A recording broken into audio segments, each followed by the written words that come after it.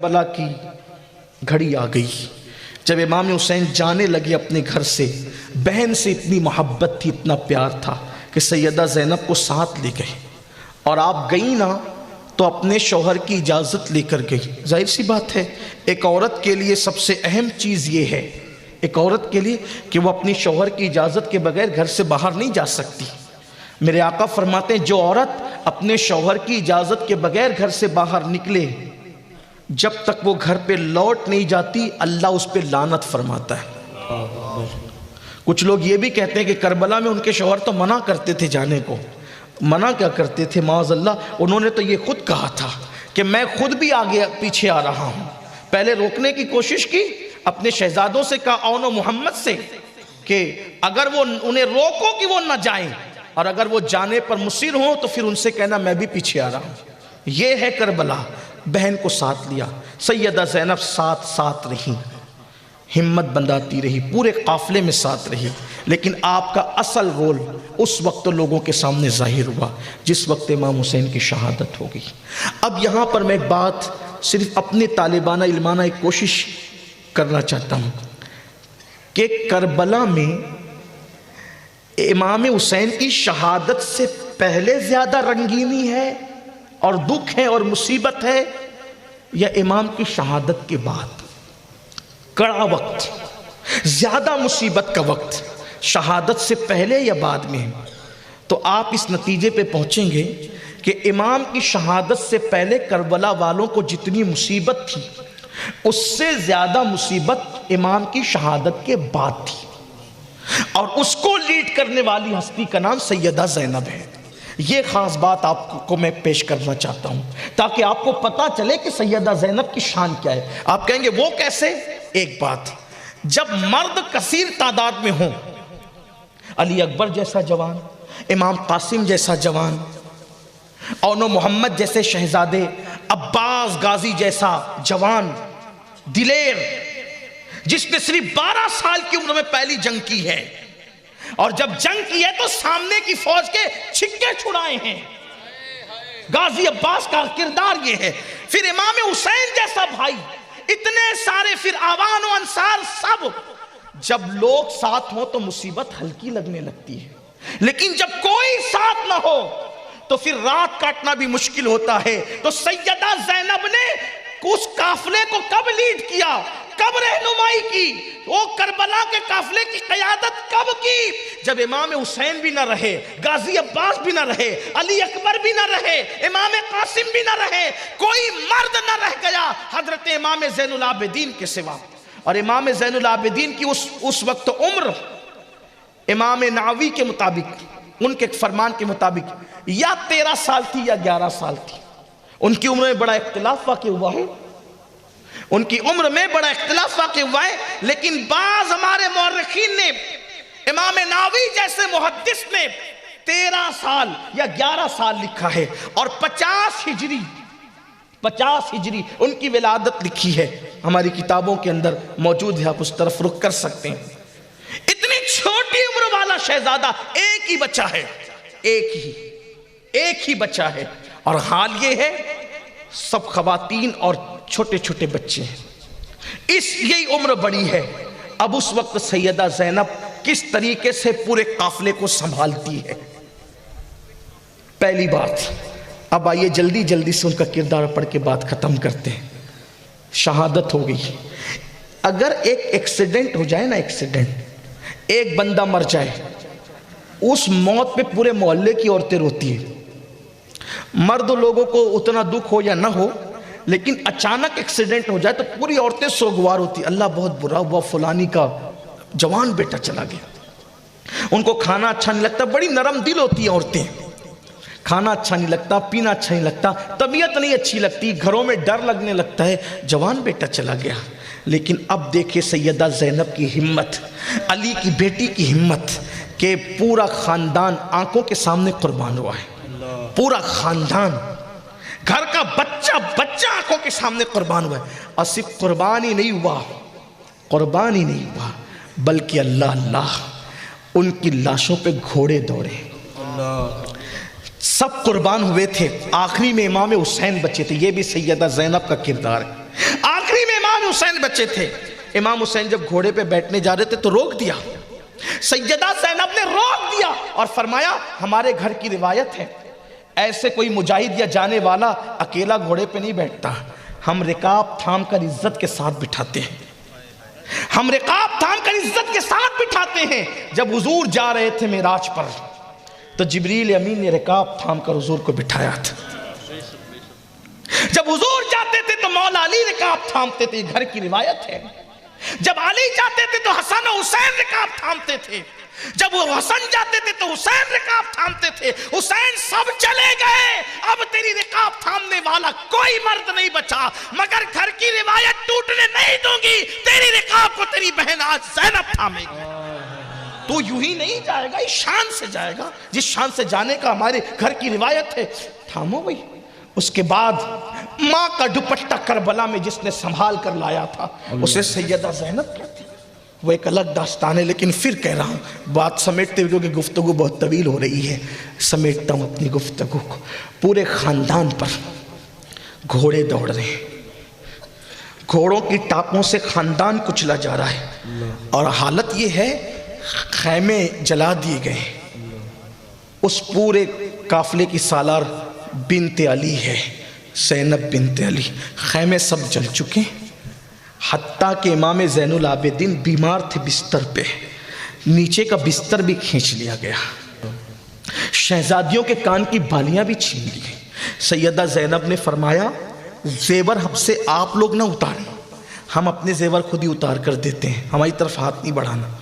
जेवर फेंक दी उनकी तरफ, उन्होंने चादरें तक छीन ली। उस्ताद ज़मन मौलाना हसन बरेलवी साहब आईने क़यामत में उन्होंने अपनी किताब में दुपट्टे तक छीन लिए। इब्ने हजर ने भी लिखा, इब्ने हजर लिखते कान में बाली तक रहने नहीं थी। बाज़ मुअर्रिखीन ने लिखा सैयदा सकीना के कान से उन जालिमों ने ऐसे बाली खींची कान कट गया। 7 साल की शहजादी, बल्कि यहाँ तक मुअर्रिखीन लिखते हैं कि जब सैयदा सकीना के कान से उन्होंने बाली छीनी तो सैयदा सकीना 7 साल की थी। ख्याल आया मैं अपना तारुफ करवा दूँ ताकि रहम आ जाए। कहने लगी कि मैं हुसैन की यतीम बेटी हूँ, मैं हुसैन की यतीम बेटी हूँ, मुझ पर इसलिए कि सोचती थी ना कि यतीमों पे मुसलमान रहम करते, मुसलमान यतीमों पे बहुत रहम करते, मुसलमान समझा था ना। और कहा मैं हुसैन की यतीम, एक तो यतीम है और दूसरी नौजवानाने जन्नत के सरदार की यतीम है। और कहा मैं हुसैन की यतीम हूँ, मुझे पहचानो। इतना सुनकर चेहरे पे तमाचे मारे गए। ये जुल्म हुआ था अहले बैत पर, जो आपसे छुपा हुआ नहीं है, लेकिन इतना जुल्म, खैमे जले, बिस्तर छीन लिया गया, अली असगर का झूला तक लूट ले गए, जेवरात तक लूटे, दुपट्टे तक छीन लिए, सब छीन ले गए और लाशों पे घोड़े दौड़ रहे थे। ऐसे में असर का वक्त जाने लगा, ऐसे में असर का वक्त, बीबियां रो रही थी। आपने सुना ना जिसकी माँ के दुपट्टे को कभी चांद और सूरज ने नहीं देखा था, आज उनके दुपट्टे भी छीन लिए गए थे और वो बीबियां खुले आसमान के नीचे थी, रो रही थी कुचली हुई लाशों को देखकर। ऐसे में असर का वक्त जाने लगा। सैयदा ज़ैनब की हिम्मत, सलाम हो ज़ैनब तेरी हिम्मत को, सलाम हो ज़ैनब तेरी शुजाअत को, सलाम हो ज़ैनब तेरी इस्लामी हमीयत और गैरत को। बीबियां रो रही, आंखों में आंसू है। सैयदा ज़ैनब कहती है बीबियों बहुत रो चुकी हो और बहुत रोना बाकी है, बहुत रो चुकी हो, बहुत रोना बाकी है। असर का वक्त जा रहा है, नमाज न छूट जाए, उठो पहले नमाज पढ़ो, क्योंकि नाना का फरमान है जिसने असर की नमाज जानबूझकर छोड़ दी उसके आमाल ज़ाय कर दिए जाते हैं। डर लगता है अगर तुमने असर छोड़ दी, करबला की दी हुई कुर्बानी तुम्हारी ज़ाय ना हो जाए। उठो पहले असर पढ़ो। कुर्बान उस वक्त भी नमाज नहीं छूटी, इतने गमों के माहौल में भी असर की नमाज नहीं छोड़ी। मैं यहाँ ज़ैनब ने उस वक्त भी नमाज नहीं छोड़ी। फिर सूरज गुरूब हुआ। कहने वाले कहते हैं, सोचने वाले सोचते हैं कि चले शहीद हो गए होने वाले 10वीं मुहर्रम का सूरज 61 हिजरी का गुरूब हो गया, तो अब आने वाली रात कुछ सुकून की होगी, کچھ اطمینان کی ہوگی، کچھ قرار کی ہوگی، لیکن سیدہ زینب نے وہ رات کیسے کاٹی؟ مورخین اس رات کو شام غریبہ لکھتے، اس شام کو شام غریبہ لکھتے۔ کتنی مشکل کی وہ رات تھی، کتنی مصیبت کی وہ رات تھی۔ اللہ اللہ، کٹی پٹی لاشیں پڑی ہوئی ہیں، بچے کبھی روتے ہیں کبھی بے ہوش ہوتے ہیں۔ سیدہ زینب ایک ٹوٹا سا خنجر لے کر لاشوں پہ پہرا دیتی ہے۔ اس خاتون کی ہمت تو دیکھیں، اس خاتون کا حوصلہ تو دیکھیں۔ لاشوں پر پہرا دینے والا کوئی مرد نہ رہا، سیدہ زینب پہرا دے رہی۔ بس اسی پر اپنی بات مکمل کر لوں گا، حالانکہ داستان تو اور طویل ہے، لیکن بات اس پہ مکمل کر لوں گا۔ پہرا دے رہی، کبھی ادھر جاتی کبھی ادھر جاتی۔ اچانک وہ ٹوٹا ہوا خنجر لے کر پہرا دے رہی تھی، اس میں کوئی ایک سایہ آتے ہوئے نظر آیا، ایک سایہ آتے ہوئے نظر آیا۔ اس سائے کو دیکھا تو چیخ پڑی، خبردار، اب آگے مت آنا، اب آگے نہیں آنا، سب تو لوٹ لیا ہے تم نے، بچا کیا ہے؟ زیورات لوٹ لیے، خیمے جلائے، بیمار کے نیچے کا بستر تک تم نے چھین لیا، چھوٹے سے بچے کا جھولا تک تم اٹھا لے گئے، اب ہمارے پاس بچہ کیا ہے؟ اب آگے نہیں آنا، کیا لینے آئے ہو؟ خبردار، اب اگر آگے بڑھو گے تو اسی ٹوٹے ہوئے خنجر سے تمہارا قتل کر دوں گی۔ جو بڑھتا ہوا سایہ تھا اس نے آواز دی، بی بی میں مرد نہیں ہوں، میں عورت ہوں، بی بی میں مرد نہیں ہوں، میں عورت ہوں۔ اپنا تعارف کرا دوں کہ میں حور کی بیوی ہوں، بلکہ حور کی بیوہ ہوں، حور تو شہید ہو چکی، میں حور کی بیوہ ہوں۔ میں نے آپ کے لیے اور آپ کے اہل و عیال کے لیے ٹھنڈا پانی لایا ہے، میرا پانی قبول کر لیں۔ ہائے ہائے، ٹھنڈے پانی کا نام سنا تو پھوٹ پھوٹ کے رونے لگی۔ زینب آخر عورت ہی تو تھی نا، ہمت دکھا رہی تھی، حوصلہ دکھا رہی تھی۔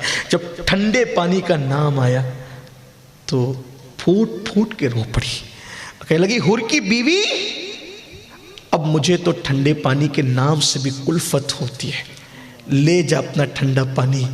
جب میرا علی اکبر پلٹ کر آتا تھا جنگ سے کہ کچھ قطرے دے دو تاکہ میں پھر لڑوں جا کر، تو پانی نہ لائی، میرا قاسم پانی کہتے کہتے دنیا سے چلا گیا، پانی نہ لائی، میرا معصوم علی اصغر 6 مہینے کا بچہ تیر کھا گیا پانی کے لیے، تو پانی نہ لائی، اب تو پانی لائی ہے، لے جا اپنا پانی۔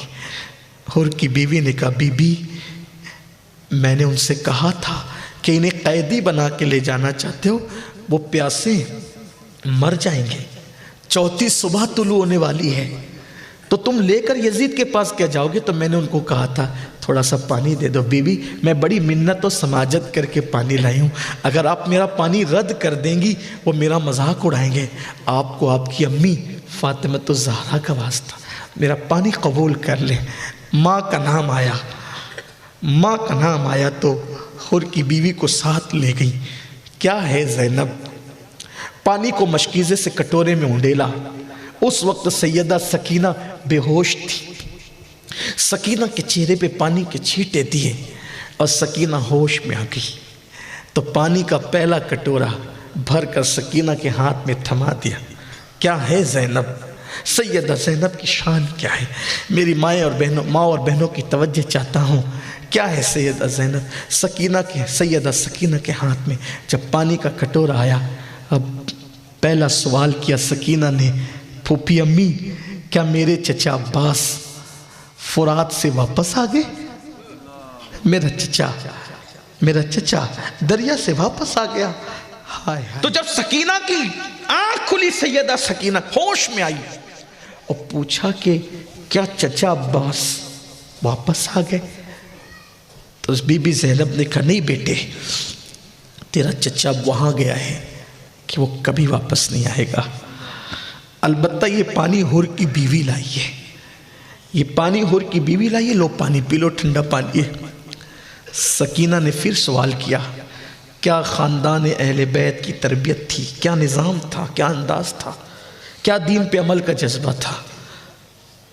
پوچھا کہ آپ لوگوں نے پانی پی لیا ہے؟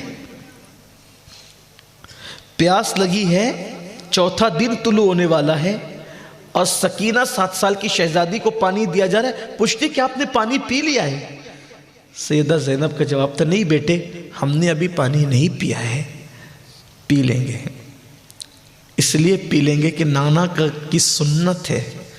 یہ ہے سیدہ زینب. نانا کی سنت ہے کہ جب کھانے پینے کی چیز ملا کرے تو پہلے چھوٹوں کو کھلایا پلایا کرو، پھر بڑے بعد میں کھایا پیا کرو. تو پانی کی وجہ سے سنت نبوی کو ترک تو نہیں کر سکتے نا. اس لیے پورے قافلے میں سب سے چھوٹی آپ ہیں، آپ پانی پی لیں، بعد میں ہم دیکھیں گے. قربان حسین کا خون، امام حسین کی تربیت، امام حسین کے گھر کا ماحول. جب سیدہ سکینہ نے علی کی بیٹی سے سنا کہ نانا کی سنت ہے کھانے پینے کی چیز پہلے چھوٹوں کو کھلاؤ پلاؤ، بعد میں تم کھانا پینا، یہ سنت ہے، تو حسین کی بیٹی بھی کردار میں کچھ کم نہ تھی. عمر چھوٹی تھی لیکن فکر کتنی اونچی تھی. وہ پانی کا کٹورا لے کے اٹھ نہیں سکتی تھی، لیکن پوری طاقت اکٹھا کر کے اٹھ کے کھڑی ہوئی، اور رات کے اندھیرے میں جہاں کٹی پٹی لاشیں پڑی ہوئی تھی اس طرف جانے لگی. سیدہ زینب نے باہوں میں سمیٹا کہ بیٹی کہاں جا رہی ہو؟ ادھر کٹی پٹی لاشیں، ادھر کہاں جا رہی ہو؟ اور باہوں میں لے کر کہا ادھر جا کے کیا کرو گی؟ ادھر اندھیرا ہے، کٹی پٹی لاشیں ہیں. تو سکینہ نے کہا پھوپھی امی، ابھی تو آپ نے نانا کی سنت بیان کی کہ جب کھانے پینے کی چیز ملا کرے تو پہلے چھوٹوں کو کھلاؤ پلاؤ، بعد میں بڑے کھایا پیا کریں. آپ نے کہا کہ پورے قافلے میں سب سے چھوٹی میں ہوں. پھوپھی امی آپ بھول گئی ہیں، پورے قافلے میں چھوٹی میں نہیں ہوں، میرا بھیا علی اصغر ہے. پہلے میں اصغر کو پانی پلا لوں نانا کی سنت پہ عمل کرتے ہوئے، اس کے بعد پھر میں پانی پیوں. یہ ہے سیدہ زینب کا کردار، یہ ہے امام حسین کے گھر والوں کا کردار. کہاں تک ذکر کیجئے گا، کہاں تک تذکرہ کیجئے گا. بس اتنا کہہ کے بات مکمل کی جاتی ہے کہ جیسے نبی پاک کی کائنات میں کوئی مثال نہیں ہے، ویسے نبی کے خاندان کی مثال کسی کے خاندان میں نہیں ہے. نبی پاک نے وہ تربیت کا ماحول قائم کیا. ضرورت اس بات کی ہے ہم صرف اہل بیت سے زبانی محبت کا دعویٰ نہ کریں، ان کی تعلیمات پر بھی عمل کریں. اللہ تعالی ہم سب کو توفیق دے. گفتگو کے درمیان اگر کوئی غلطی ہو گئی ہو اللہ تعالیٰ معاف فرمائے. استغفر اللہ ربی من کل ذنب و اتوب الیہ وما علینا الا البلاغ. السلام علیکم ورحمۃ اللہ.